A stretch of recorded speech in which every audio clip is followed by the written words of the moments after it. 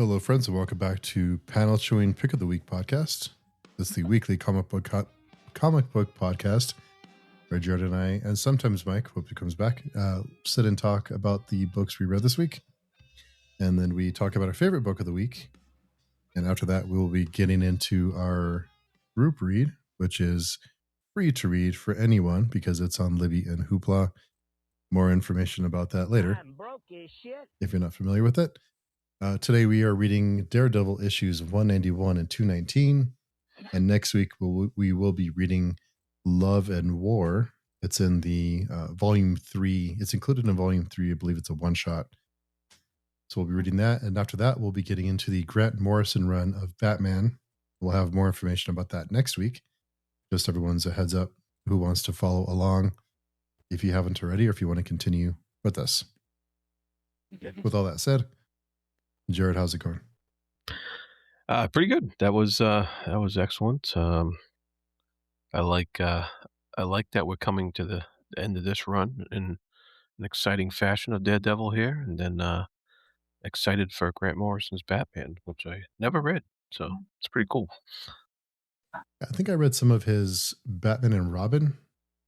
Didn't he do the run with Frank Quietly? I think he did a... Oh, yeah. I didn't read that either. I read a little bit of it. Yeah. I remember it being okay, but... I read his JLA run with that he it started with a new number one when he took over, and that was pretty cool.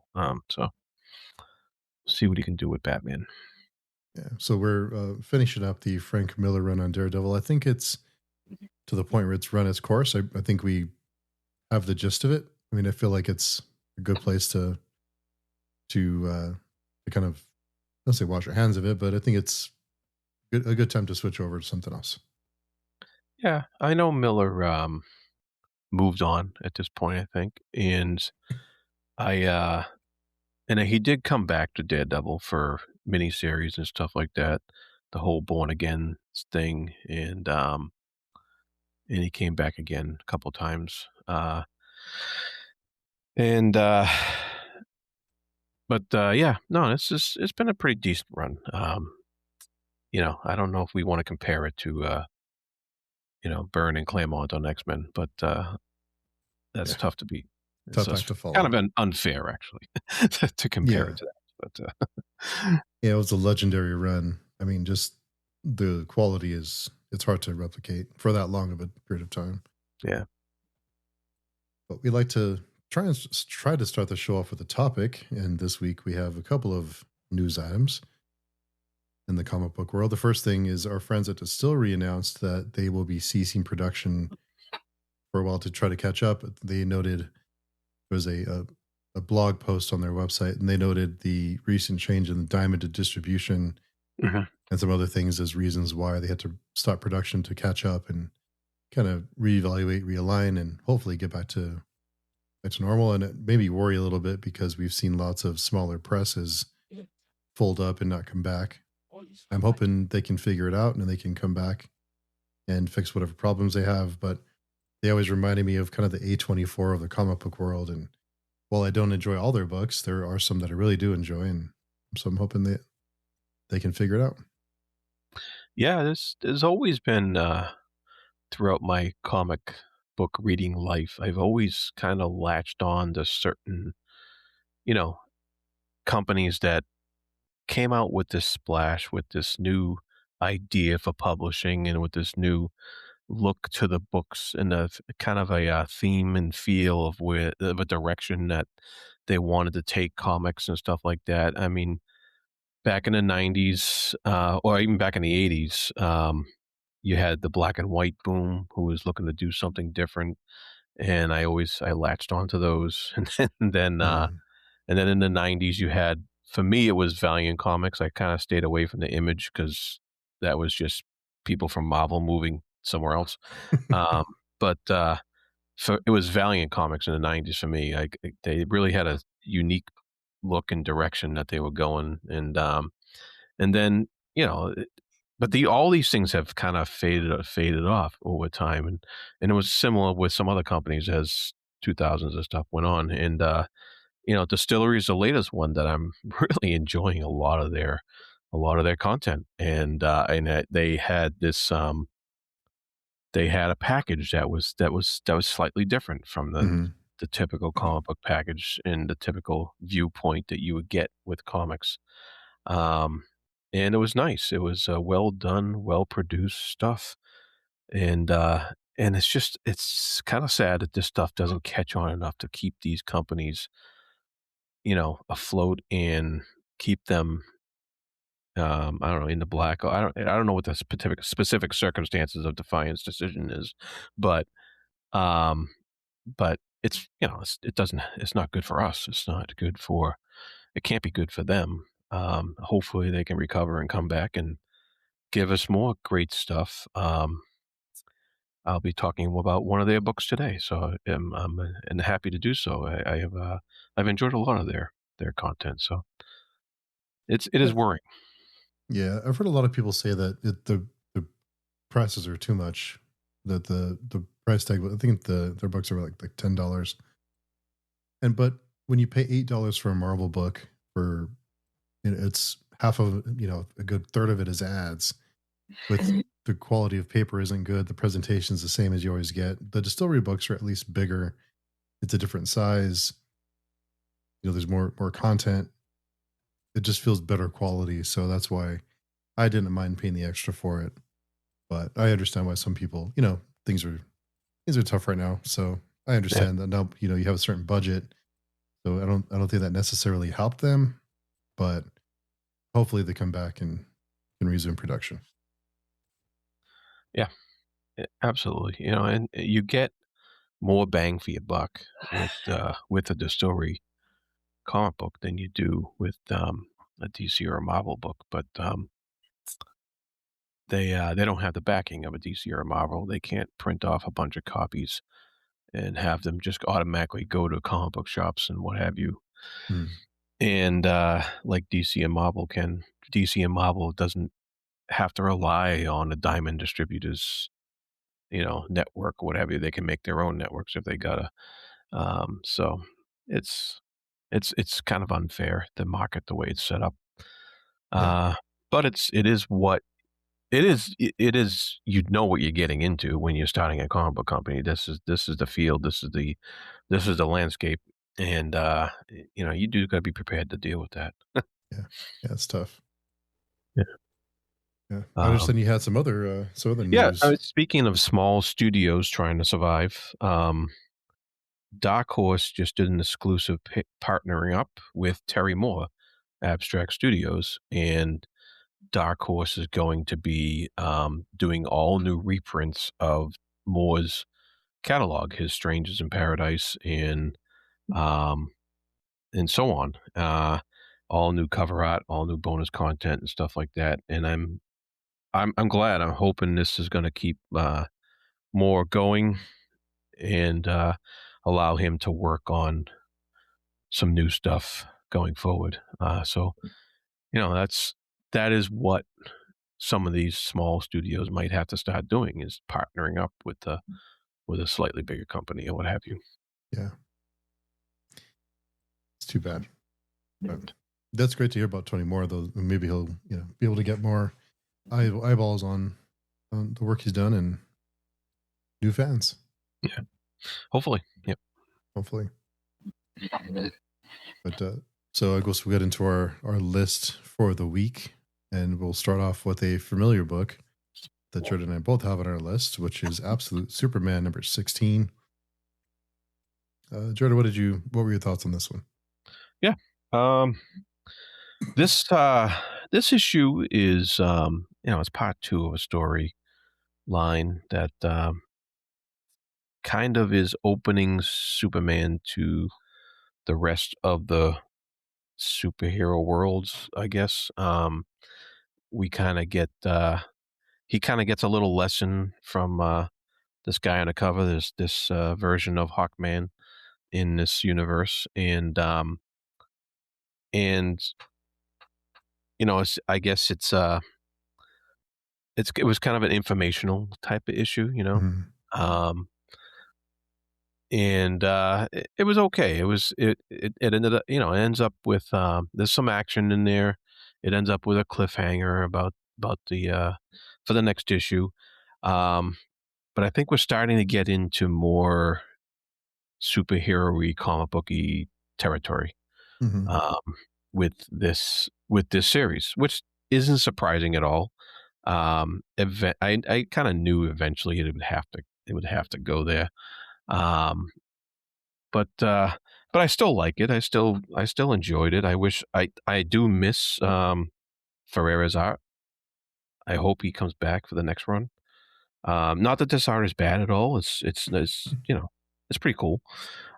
It's solid, and the colors are still pretty cool. But I did really enjoy the other guy Ferreira's artwork prior to this. So I'm hoping he's going to come back. But we'll see. All told, it's still an enjoyable book. Yeah, I'm in the same boat. I this maybe it's in my head, but ever since the artist change, it feels like a different book, and I think that's partly because the art's so different. And again, it's not bad. It's just very different. The art's different, and it also feels like we're taking a turn, like you said, to more superhero kind of thing. And origin stories are fun, and then when you get into the the superhero things, it sometimes it's not as interesting or not as fun to compare to the original Superman and things like that. So I think it was a little bit. I had to double check who wrote this issue because it felt off. But yeah, I'm still enjoying it. The absolute Hawkman was not what I was expecting. So he's a little different, but Yeah, yeah, it's good. I mean, the absolute line is where you can do that and play with expectations and do things that are different, which I appreciate. So, and also we get a little bit more Lex Luthor and absolute Lex Luthor and some other things that they're changing in the absolute yeah, line. So yeah, yeah, overall, I'm still enjoying it. yeah. It was my mistake. Ferreira is the current artist. It was Sandoval, the Oh, one Sandoval, yeah, that I'm missing. Yeah, Sandoval. Yeah, yeah, Rafa Sandoval, yeah, that's right. he's really good. Fantastic artwork. Yeah, Love the artwork. I miss the art. I think when you, especially when you have a new book that's so different and you adapt to a certain art style, I think it can be jarring when you switch. And again, not that it's bad, it's just very different. So it takes a little bit of time to kind of settle in. At least for me, yeah. maybe it's just I'm weird. Yeah, I think it's still an enjoyable book and still continuing with it. Yeah, no, the stories, I'm still interested to see what happens next, beyond this this issue. So, we'll stick with it for now and see how it goes. See how it goes. The second one for me is Babs the Long Road South #2. This is by Ahoy Comics. So after the mistakes that were made in issue 1, Babs tries to remedy those mistakes, and of course it's it never turns out the way she plans. This issue takes aim at Lord of the Rings and the Hobbits, and I think you start to see Ennis's sense of humor start to be more like the boys and even Sure. Preacher. It's I think the first arc or the first set of issues where you could tell he was holding back a little bit, but now you start to see really like the NS humor come out where it's a little bit more crude. It pushes the lines, and some people can be offended by it. But for me, I think it's funny. I think there's a line. I mean, like some stuff in the boys where was okay. That's a little bit too far, and I worry about that with taking things too far. But so far, I mean, I'm still enjoying the book.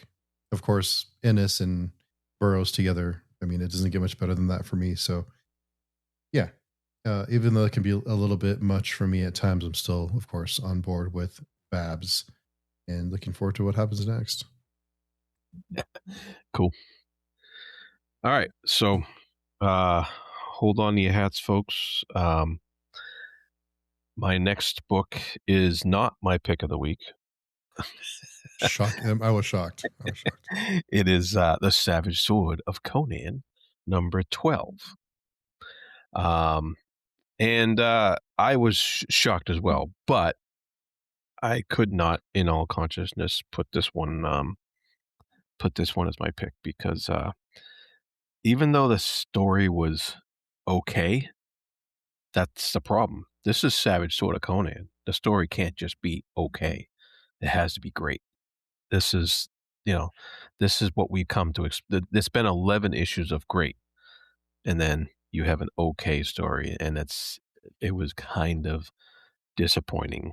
The artwork was okay, and the story was okay, but didn't quite feel Conan. Didn't feel Howard enough. It didn't feel.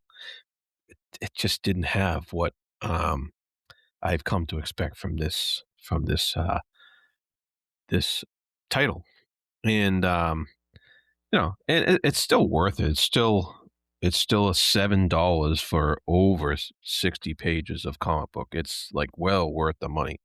Titan Comics is doing that's I don't know how they get away with it. It's really a bang for your buck. Um, so the thing is, it's a good comic, but it's not up to the level of Savage Sword that I've gotten used to, and that's Titan's fault. They set the bars too high, I guess.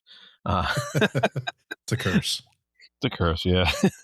um, just as there was a nice little short story in here, a Brian McMorn short story by Fabian Nicieza, however you say that. And that was actually pretty cool. I really liked what he did with the short story. So that was a print short story, it wasn't drawn. And prose, I should say. And there was actually a pretty cool short comic in here about the Elboric character. Um, so that was actually pretty cool too, and really saved the issue. So I'm not saying don't get it, just don't come to expect the high level of awesomeness that the Savage Sword has normally delivered for me. But still, still worth it, I think. But you know, shock, shock, shock. I I know. was shocked. I'm still shocked. Still in shock. But that's good though. I mean, I do have it in right here, but I haven't had a chance to read it yet. So I will temper my expectations. Yeah, there you go.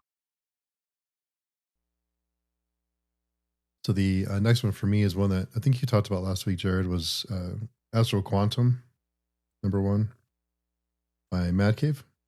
Yeah. So yeah, just kind of the quick rundown. There's a character that is out exploring space. He gets left behind or left for dead, and he forms an alliance with someone else who they mutually can help each other, and they become kind of a team, and they bond, and they set on an adventure. Kind of two misfits or two nomads that are trying to find their way through deep space and navigate all the hazards and nonsense that comes with that.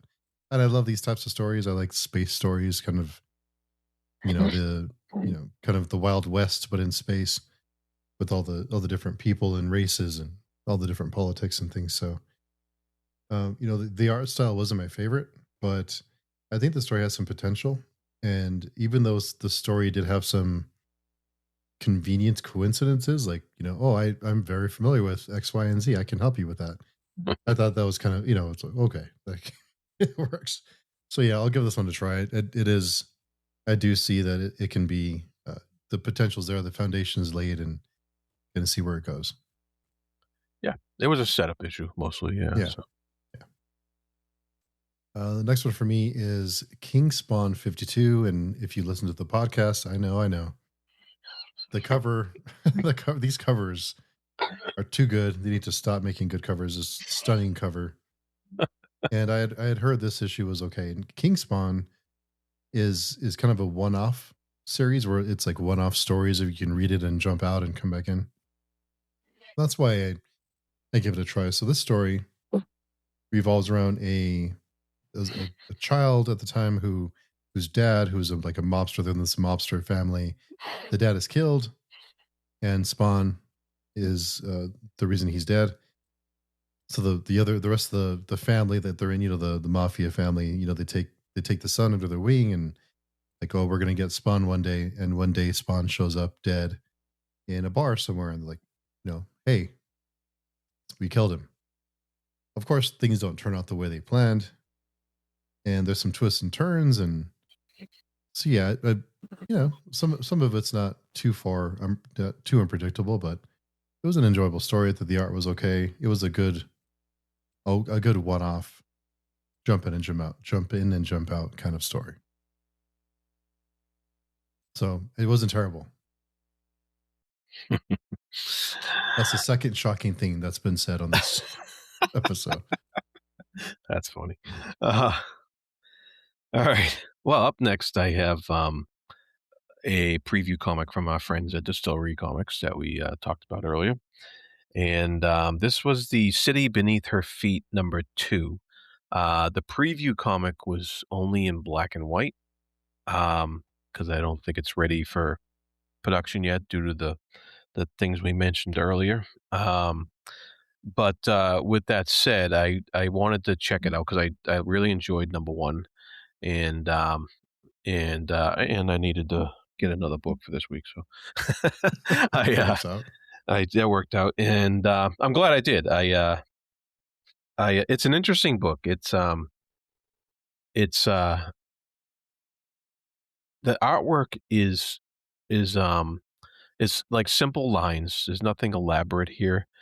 It's a little, it's cartooning, but but the lines are precise and economical, and so it works for the story that's being told because the story that's being told is really it's a look into a writer's obsession with her subject and how that really comes home to bite her, and um and I really like that little exploration that this book is taking with that. And there's like this mysterious backstory to the subject of her writing and stuff like that, and we're trying to figure out with the writer who's already written a book about the character, this person, but it's a fictional book. It's not a real book because she didn't actually know her that well. So it's pretty cool Hmm. how we get into the writer's head, and she's a mess. She's like a total alcoholic mess. It's great, and and so the character is great. It's what really makes the book. This character who has all her flaws just laid to bear in front of you, and um and and you keep wondering when the shoe's gonna drop. But a couple of weird things happen in the book, which is pretty cool. That makes it interesting to see I mean, I really hope Distillery comes back and is able to get back into publishing because I do want to see I do want to see more of this story. I don't know if it was planned 3 or 4 issues or whatever, but I really would like to see the conclusion of this story. It was fun. That's the bad part about them ceasing production is we don't get like liquidate or not liquidator. Sorry, the book we're reading, the boat and the kids, Yes, Endeavor, I think. Endeavor, Yeah, and there's also you won't feel a thing. There's some other ones that were White Boat, I think white it boat. was one of them, Yeah. and then there was yeah, that one, and then there's also One for Sorrow. Uh, Hmm. I haven't seen anything, so yeah, they have some stuff that I'm interested in reading. Um, so if they do come back, I hope people check this series out. So the next one for me is one that I was a huge Wolverine fan when I was a wee lad. So of course I try to find Wolverine books now. And the Logan Black, White, and Red series is a series where it's all black, white, and red, which is seems to be a thing these days. And it's a book that has three different kind of short stories about Logan throughout his life, which is throughout time, and each of them are kind of just quick in and out stories. These three stories, the first issue, I thought there was a couple that were okay, kind of interesting. The art was a little hit and miss, but overall, I enjoyed the artwork. This one, I just really didn't care about any of the stories. None of them really did much for me. The artwork some of the artwork portrayed Logan, that he made him look like a teenager when he's like a middle-aged man at this point. It just everything felt kind of off. None of the stories I really cared about or really interesting, or yeah, just like, so I have to unleash. Yeah. So like we talked about earlier, there's a certain budget we have for comics, and if we continue to read a comic we don't enjoy, then we might miss out on a new series or an existing series we can jump in on. So I will have to do the unfortunately. Hey. So I am out on Logan Black, White, and Red. Yeah. Well, Yeah. kicking that out allows you to check out new stuff like Astro Quantum and stuff. So Yeah, exactly.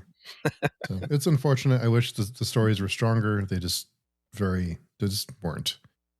So I think one of them was kind of dumb. Just dumb. So just don't.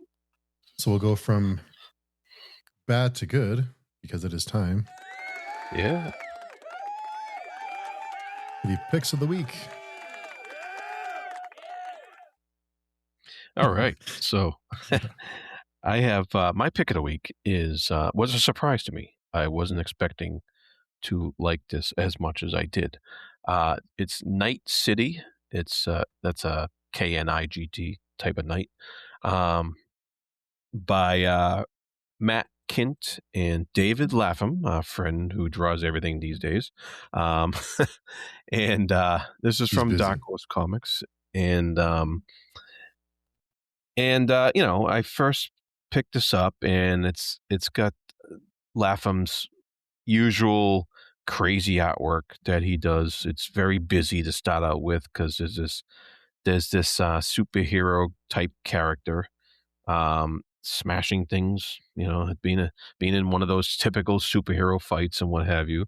And so when I first started this issue, I was like, I thought that the way it was going, that Matt Kint was just doing his version of deconstructing the superhero, which so many people have done from when Alan Moore started basically doing it, to Frank Miller, to everybody else, right? And I just thought this was his version of doing that. And I was like, okay, I'm along for the ride. It's okay. And I think we get Lapham's artwork. That's cool.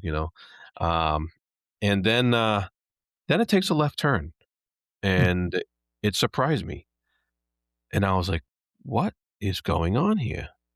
And it turns into something I can't even say anything without giving, the spoilers away, but it turns into something different right in front of your eyes. And I was just like, oh, that's really interesting. And it's going along in this new direction, which I wasn't expecting, but I knew something was going to happen later, and it does, but it was another unique take on what was going on with this character. And and then of course the ending made me go, oh, wow, what's going to happen?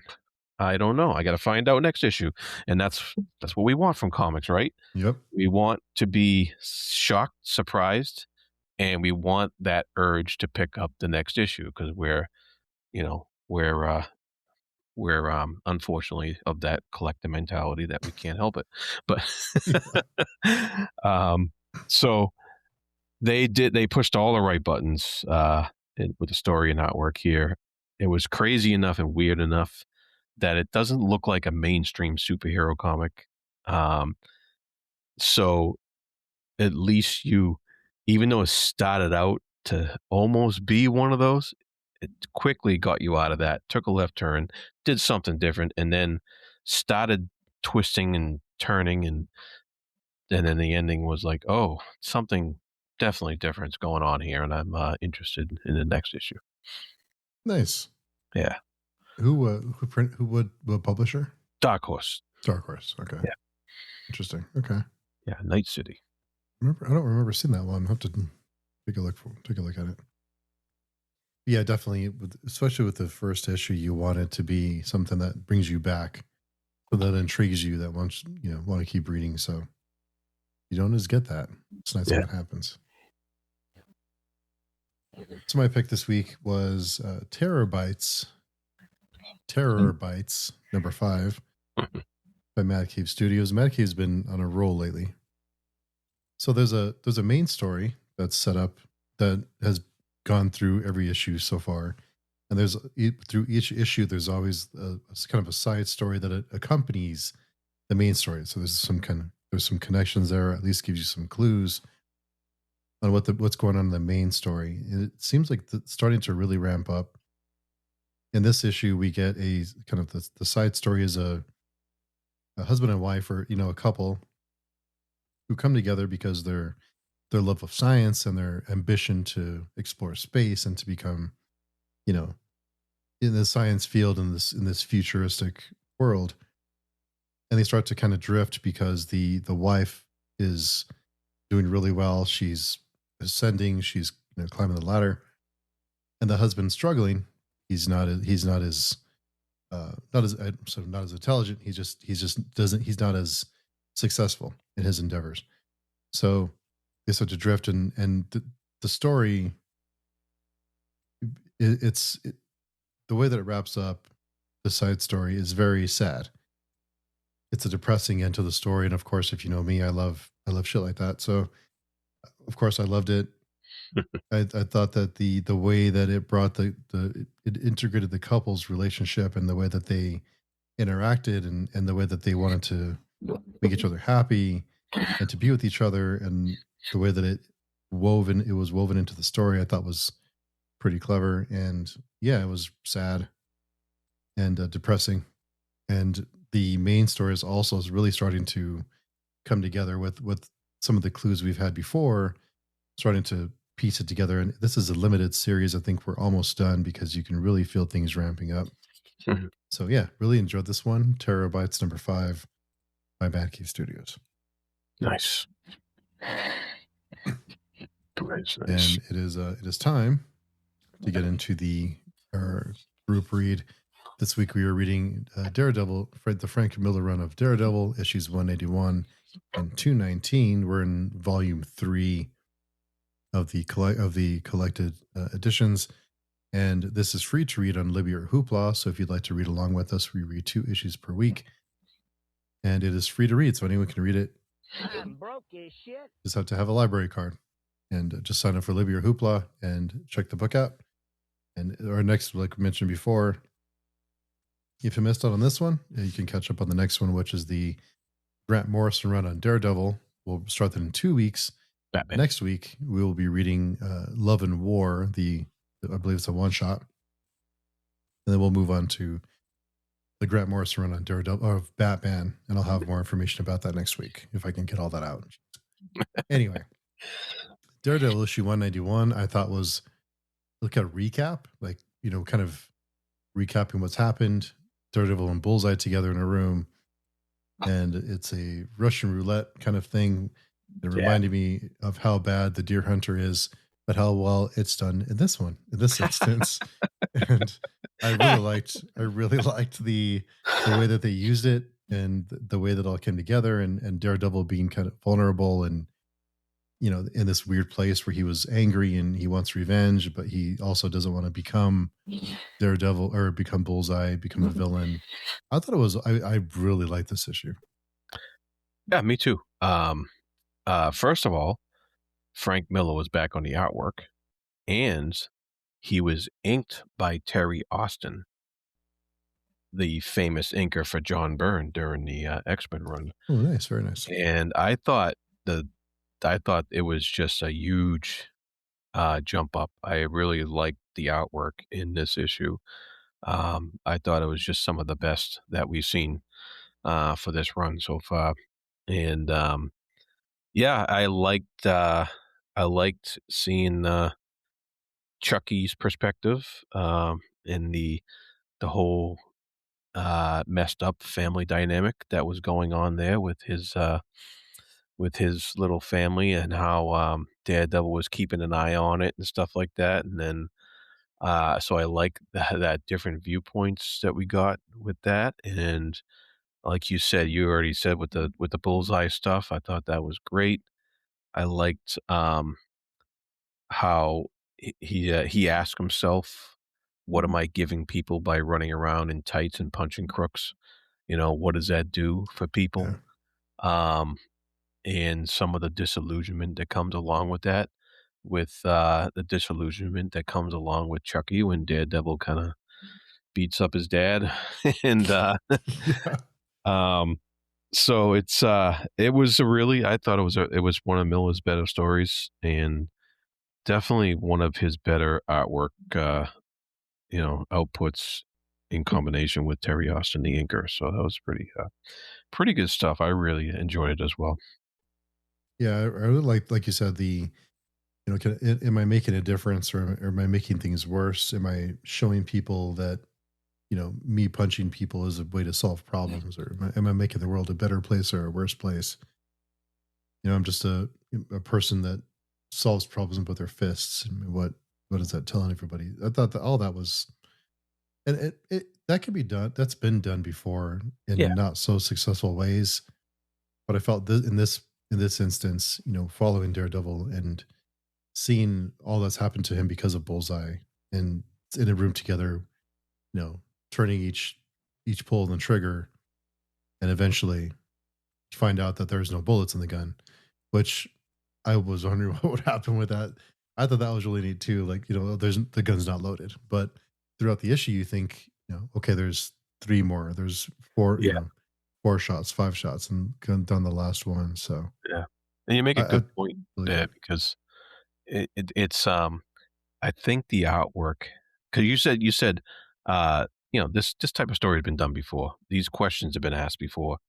Uh, but I think the artwork gave it that extra gravitas that we needed to go with those words as they were being portrayed. And I think that was what made it powerful. Yeah. Mhm. Yeah, good stuff. Really Yeah. good stuff. Yeah. Um, and then issue 219 was another one shot. Um, and what I enjoyed seeing was, even though it was written by Miller, the artwork was by the big mighty John Buscema of Conan fame, and that tickled me pink. I didn't know he ever did a Daredevil comic, and he still really hasn't, because Daredevil didn't show up in this issue in his costume. Uh, so I like that too. yeah, I thought that was cool. It was interesting. We got introduced to this whole new crazy family, crime family, with Ma Stillwell and her psycho sons there, and we got this whole story of this town of Blind Cross, and how Daredevil went into this place kind of in disguise, and nobody knew who he was, and but he had a little mission or whatever, and he took care of business. And I found it fascinating. I thought it was pretty neat for a one shot issue, and pretty cool. I'm glad they included it in this collection, because I don't think it has really much to do with Frank Miller's main run at all. But I really enjoyed seeing Buscema's artwork, and I always enjoy seeing his artwork. So it's always a treat when he takes on kind of a different setting than Conan or Wolverine. But Yeah, so it was cool. I enjoyed the heck out of it as well. Thought it was a fun story as well. yeah. I had to. The I didn't realize Buscema had done a Daredevil run either, and I like these kind of stories where the hero isn't in costume. It gives us a different perspective on them, and so yeah, it's a little bit unexpected. I was wondering why this was included in the collection for Miller, but he wrote this one, right? Yeah, he did write it. Yeah, Yeah. yeah, So I guess it makes sense. But yeah. Cool stuff. Yeah. Yeah, 191 definitely felt like a bookend Yeah. to It, the yeah. Miller run. It definitely felt like like kind of closing the chapter and then allowing someone else to come in and take the helm. So I thought that was really good. Yeah. That was a good way to end it. Yeah. Yeah. So if you are reading along, next week we'll be reading Daredevil Love and War, which is included in volume 3 of Daredevil, Frank Miller run and Daredevil. So Yeah. looking forward to discussing that. Then we will go on to the Grant Morrison run on Batman. Nice. The that Love and War has artwork by the amazing Bill Sienkiewicz. So you're in for a treat with that Oh, guy. nice. Perfect. Good stuff. I'm glad I'm glad that we read it. We try to pick arcs that are kind of notorious for being good and people talk about all the time. So I'm glad it's another arc that I'm glad we read, and I can kind of check it off the list because I've always wanted to read it. So Yeah. it's fun to do it in this format. Yeah, me too. I never got around to this one, so it was good. Yeah, Very good. good stuff. So that's episode 121, I believe. Let me double check my notes. 122. 122. That was pick of the week. 122 episodes. We've come a long way, folks. So, but until next week, Jarrod, where can people find you? You can find me at the Fantasy Thinker YouTube channel. You can also find me on the Page Chewing forums and on Film Chewing for the Oscar Project. Yes, we are at Where we're waiting. 1986. 87. We're waiting to talk about The Last Emperor. Got it. Yeah. So yeah, come on in and check that. Come over and check that out. And you could find me on Page Chewing. And if you'd like to just talk comics or other books or movies, music, whatever else, check out our forums and come and say hello. So until next time, hope everyone has a fantastic week, and we hope you find your pick of the week. Bye-bye.